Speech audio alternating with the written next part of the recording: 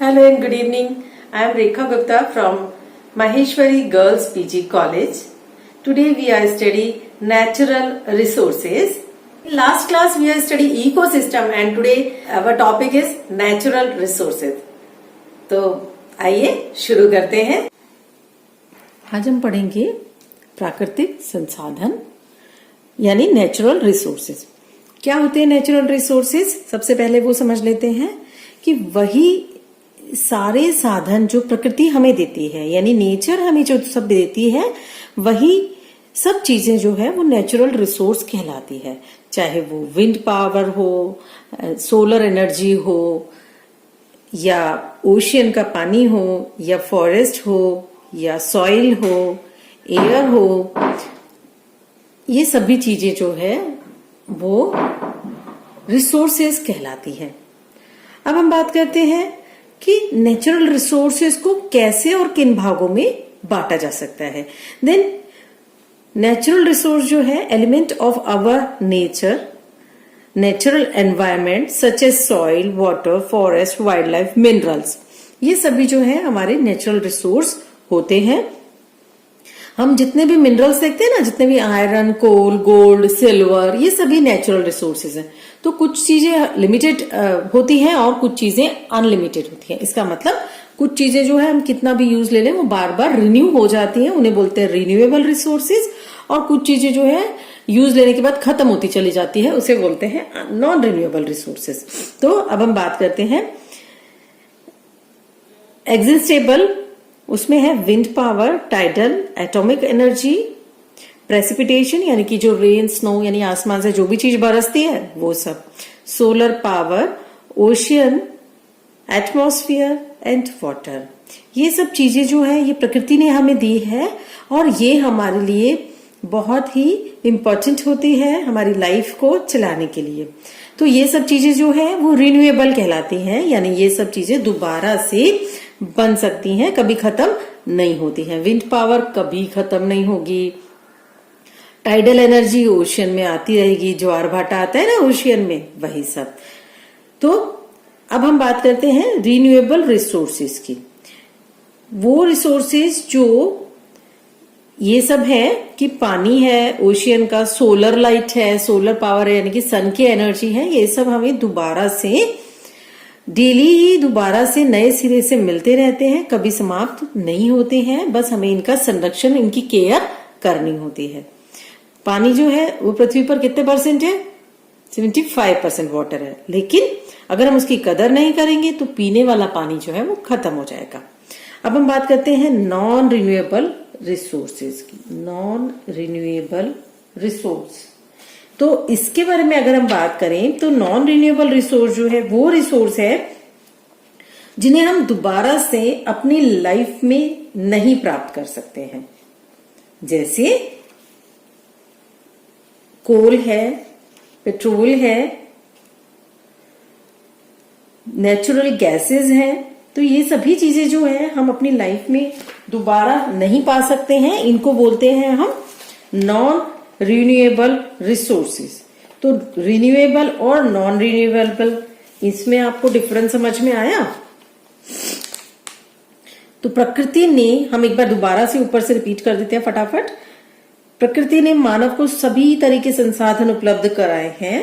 तो इनमें हिंदी में बात करूं मैं, जल, वायु, प्रकाश, भूमि, मिट्टी, ये सभी चीजें जो है वो हमारे लिए इसमें शामिल है और इन्हीं सबको हम बोलते हैं प्राकृतिक संसाधन।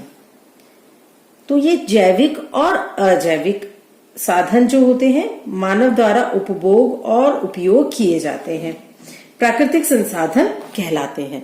ये दो प्रकार के हुए, रिन्यूएबल यानी नवीकरणीय संसाधन, नॉन रिन्यूएबल यानी अनवीकरणीय संसाधन।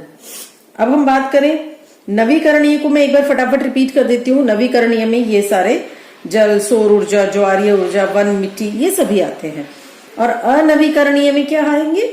हमारे सारे पेट्रोलियम पदार्थ, अधात्विक खनिज, धात्विक खनिज, सभी इसी श्रेणी में आएंगे।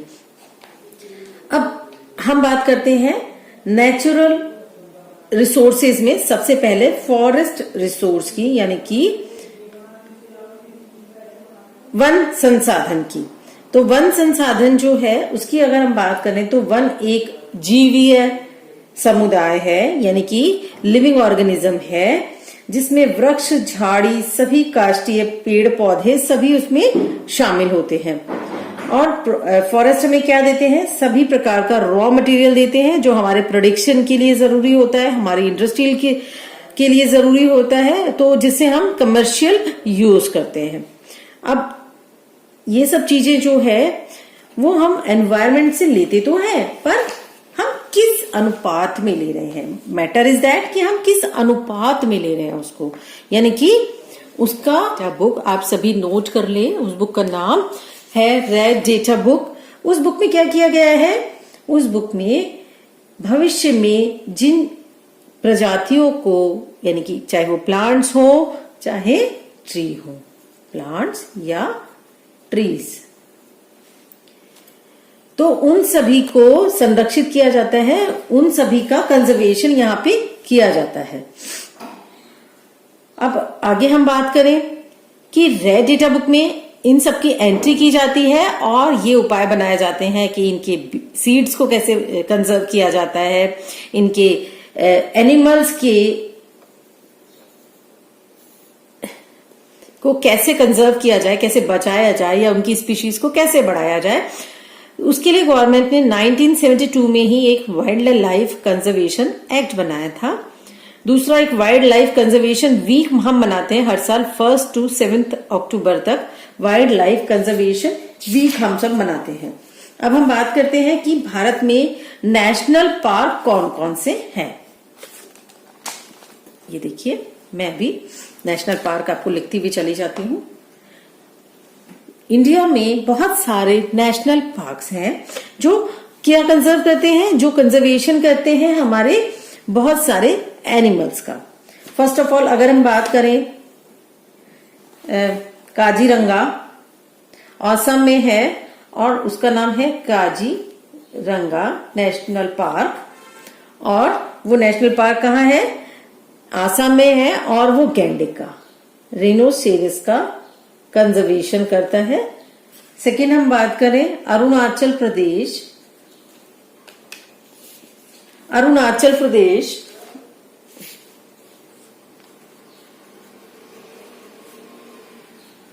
तो ये कंजर्वेशन कर रहा है हमारे, यहां पे नेशनल पार्क का नाम है नाम दफा, और यहां पे कंजर्व किया जा रहा है एलिफेंट, हाथी का कंजर्वेशन किया जा रहा है। थर्डली हम बात करें, आप सब भी नोट डाउन करते जाइए ताकि ये एग्जाम में आने के लिए बहुत इंपॉर्टेंट है और इसको याद करना ही आपको रहेगा। मणिपुर में है केबुल लामजाओ नेशनल पार्क, और यहां पर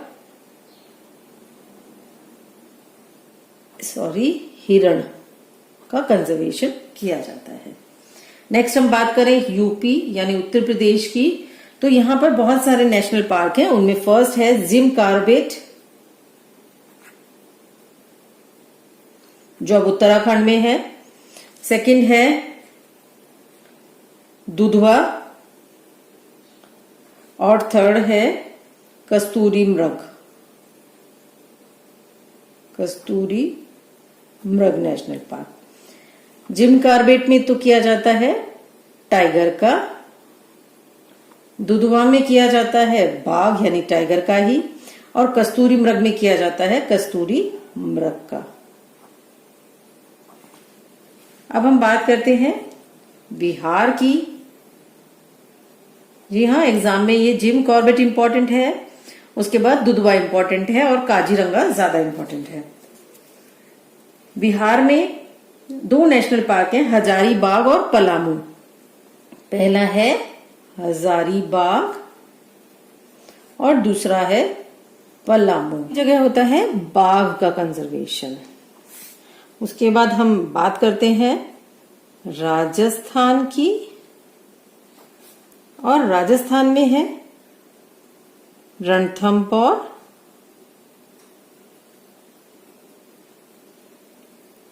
सेकंड है सरिस्का और थर्ड है केवलादेव। रणथंभौर और सरिस्का दोनों में ही बाघ का कंजर्वेशन होता है, लेकिन केवला में घाना पक्षी विहार है। और यहां पर मेन तो साइबेरियन क्रेन का होता है और साथ ही साथ सभी प्रकार के पक्षियों के लिए घाना पक्षी विहार बनाया गया है। इसी तरीके से गुजरात में गीर, यहां पर है जो एशियाई शेर होते हैं ना, उनका कंजर्वेशन होता है। और केरल में पेरियार और बांदी जलदापारा, इनमें पेरियार में हाथी का कंजर्वेशन, बांदी में भी हाथी का कंजर्वेशन और जलदापारा में गैंडे का कंजर्वेशन किया जाता है। तो आई होप आपको आज जो हमने फॉरेस्ट रिसोर्सेज पढ़े हैं वो समझ में आ गए होंगे। तो ये सब आप याद करें, पढ़ें, एग्जाम पॉइंट ऑफ व्यू से बहुत इंपॉर्टेंट है। Thank you so much.